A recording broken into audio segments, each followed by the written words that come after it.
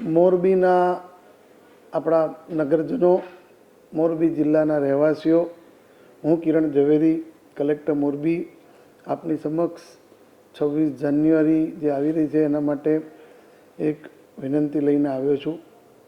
26 જાન્યુઆરી આપણો પ્રજાસત્તાક દિવસ છે.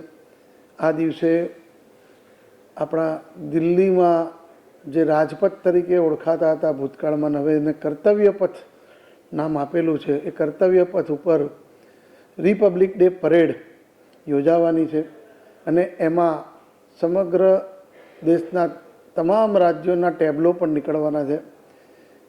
છેલ્લા 2 વર્ષથી ગુજરાત રાજ્યના ટેબ્લોને પ્રથમ ઇનામ મળે છે અને આ ઇનામમાં આપણી મહેનત તો છે, પણ સાથે હવે જે વોટિંગની એક પદ્ધતિ દાખલ કરવામાં આવેલી છે, તો આપ સૌ મોરબી શહેર અને જિલ્લાના નાગરિકોને ગુજરાતનો આ ટેબ્લો કે વિરાસતથી વિકાસના અદ્ભુત સંગમ ઉપરની જે આપણી થીમ બનાવેલી છે એને મહત્તમ વોટ આપો અને એની લિંક અમે આપને 26 જાન્યુઆરીએ સોશિયલ મીડિયાના માધ્યમથી મોકલી આપશું.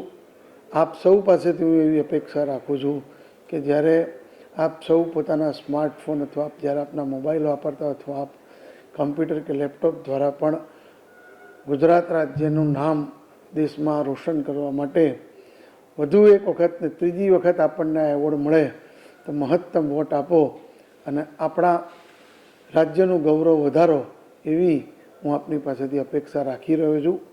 સાથે સાથે મોરબી જિલ્લાનો 26 જાન્યુઆરીનો કાર્યક્રમ વાંકાનેર ખાતે આપણે અમરસિંહજી સ્ટેડિયમમાં ભવ્યાતિ ભવ્ય ઉજવણી કરવાના છે. તો આપ સૌ વાંકાનેર તાલુકાના, વાંકાનેર શહેરના અને મોરબી જિલ્લાના લોકોને પણ ત્યાં હું પધારવા માટે આ સાથે પણ આમંત્રણ આપું છું.